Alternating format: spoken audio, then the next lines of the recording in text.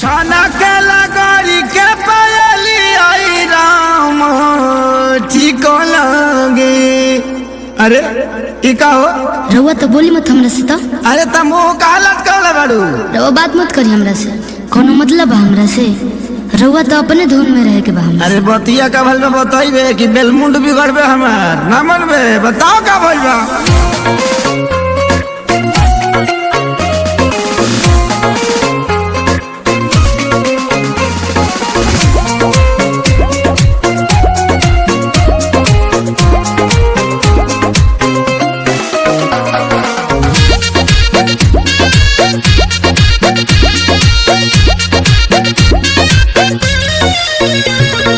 पायल भुलाइल बाकी झुमकाए रानी बोलत ना बाड़ू का बा परेशानी। हटियो ना। अरे बोला का बात बा।